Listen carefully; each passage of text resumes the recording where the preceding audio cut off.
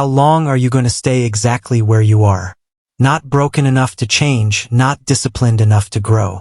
Comfortable with excuses, but tired of your own reflection. At what point will staying the same finally cost you more than change? What if no one is coming to save you? No motivation, no miracle, no perfect moment. Just you, your habits, and the time you keep wasting. How much longer will you wait before taking control? Why do you keep negotiating with yourself? You know what needs to be done, yet you delay it every day. Is it fear of failure or fear of becoming someone different? When will discipline stop being optional for you? Who would you become if comfort was no longer allowed? No distractions, no shortcuts, no excuses to hide behind. Just silence, effort, and uncomfortable growth. Would you rise or disappear? What will you regret more? The pain of discipline or the pain of staying the same? Because one hurts temporarily and the other lasts a lifetime. You already feel the weight of wasted potential.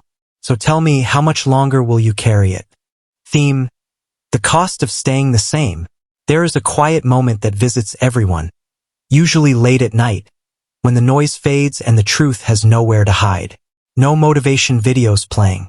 No conversations to distract you. No plans to comfort you. Just you and the life you are living. That moment is uncomfortable because it asks a question most people avoid their entire lives. Is this really the best I can do? Not the best dream. Not the best intention. But the best execution. Most people are not failing loudly. They are failing silently. Slowly. Comfortably. They wake up, repeat the same routines, tolerate the same frustrations, and tell themselves that one day things will change. Not because of action, but because of time. Time does not fix lack of discipline. It exposes it. Years pass whether you grow or not.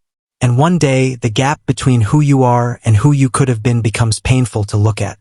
That pain is not regret yet. It is resistance. Resistance to responsibility. Resistance to effort. Resistance to the truth. Because the truth is heavy. If nothing changes, nothing changes. People love to blame circumstances, their background, their luck, their environment. But psychology is clear on one thing: the mind adapts to whatever it repeatedly tolerates. If you tolerate mediocrity, it becomes normal. If you tolerate inconsistency, it becomes identity. If you tolerate excuses, they become beliefs. And beliefs shape behavior. You don't suddenly wake up undisciplined. You train yourself into it, one ignored promise at a time. That is why the real battle is not against the world. It is against the version of you that wants comfort without consequence. Comfort is seductive. It whispers instead of shouts. Tells you there's no rush. That you deserve rest before effort. That you'll start when conditions improve. But conditions never improve for people who wait. The most dangerous lie you can tell yourself is, I'll do it later. Later becomes next week. But comfort has a price. And that price is potential. The longer you stay comfortable, the harder it becomes to leave. Not because life gets harder, but because you get weaker. Weakness is not a lack of strength. It is a lack of standards. Strong people are not always intense. They are consistent. They don't rely on sudden bursts of inspiration. They rely on systems. They don't ask how to feel ready. They ask what needs to be done. And they do it even when it feels boring. Especially when it feels boring. Because boredom is where discipline proves itself. The mind hates repetition. The ego hates humility. Discipline demands both. That is why so few people master themselves. But something powerful happens when you stay consistent long enough. Your identity begins to shift. You stop seeing yourself as someone who hopes. You become someone who executes. That shift is quiet, but irreversible. Once you see what you are capable of, when you stop negotiating with yourself, you cannot unsee it. And that awareness creates pressure. Good pressure. The pressure to rise to your own standards. This is where real confidence begins, not from results, but from self-respect. Self-respect grows when your actions align with your values. When you stop betraying yourself for temporary comfort. Every disciplined action is a vote for the person you want to become. Every excuse is a vote for the person you are trying to leave behind. You are voting every day whether you realize it or not. And one day the results will count. Not in applause, not in praise, but in peace. The peace of knowing you did not waste your potential. The peace of knowing you did not run from responsibility. The peace of knowing that when life demanded more, you became more. That peace is earned. And it is worth everything. Theme: identity is built in private. Most people wait for proof before they change. They wait for confidence before they act. They wait for clarity before they commit. They wait for results before they believe. But psychology, experience, and reality all point to the same uncomfortable truth. Belief follows action, not the other way around. You do not become disciplined because you feel confident. You become confident because you act with discipline. Identity is not something you discover. It is something you build. Every small action you repeat sends a message to your mind about who you are. Your brain listens closely. It does not care about your intentions. It records behavior. If you avoid discomfort, your brain learns that you are someone who avoids. If you quit when things get hard, your brain learns that pressure breaks you. If you delay consistently, your brain learns that your word is flexible. And once the brain learns something repeatedly, it defends it as truth. That is why change feels so difficult. You are not just fighting habits, you are fighting an identity you've rehearsed for years. But identities are not permanent. They are patterns. And patterns can be rewritten. The moment you begin doing difficult things consistently, even in small ways, your internal narrative starts to shift. You stop saying, "I'm trying," and start thinking, "I'm capable." You stop hoping you'll change and start expecting it. This is not positive thinking. This is neurological reinforcement. Confidence grows when uncertainty decreases. And uncertainty decreases when your actions become predictable to yourself. Most people are unpredictable to their own mind. Some days they work hard. Some days they disappear. Some days they care. Some days they avoid. That internal inconsistency creates anxiety. Anxiety weakens decision-making. Weak decisions reinforce self-doubt. It becomes a cycle. Discipline breaks the cycle by removing choice. When something becomes non-negotiable, emotion loses its power. You don't debate whether to brush your teeth. You don't wait for motivation to eat. Those actions are embedded in identity. Discipline works the same way. When effort becomes who you are rather than something you do occasionally, resistance fades. That doesn't mean the work becomes easy. It means the decision becomes simple. Mental toughness is not the absence of fear or fatigue. It is the ability to act in their presence. Most people think toughness looks aggressive or intense. In reality, it looks quiet.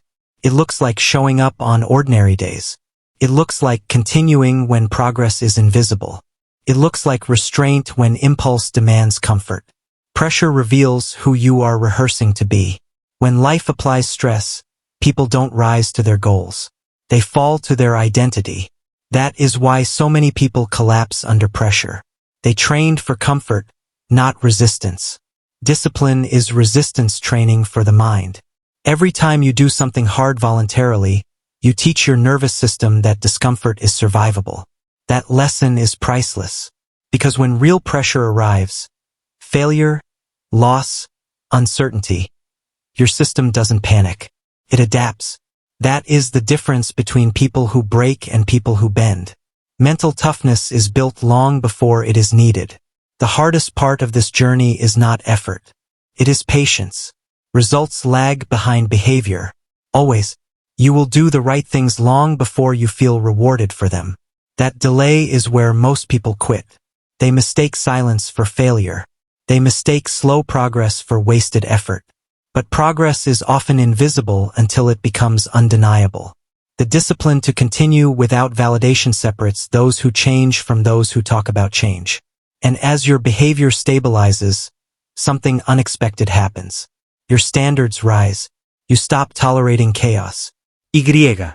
Theme: becoming unrecognizable to your old self. There comes a stage in growth that few people talk about, not because it is rare, but because it is uncomfortable to explain. It is the stage where progress no longer excites you, but stopping feels impossible.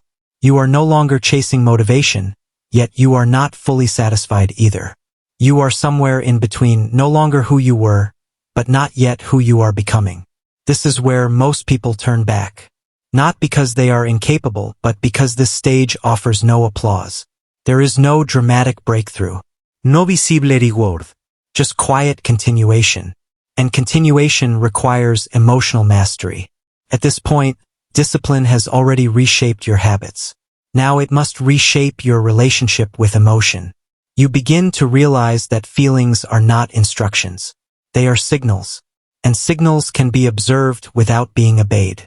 Fatigue shows up. Doubt whispers. Old temptations resurface, not loudly, but persuasively. They remind you of comfort, of ease, of the version of life where effort was optional. But that version no longer fits. You feel it in subtle ways. In the restlessness that appears when you waste time. In the irritation you feel toward excuses you once accepted. In the silence that now feels necessary rather than lonely. This is growth detachment. You are detaching from identities, habits, and environments that no longer align with who you are becoming. And detachment is painful because it feels like loss.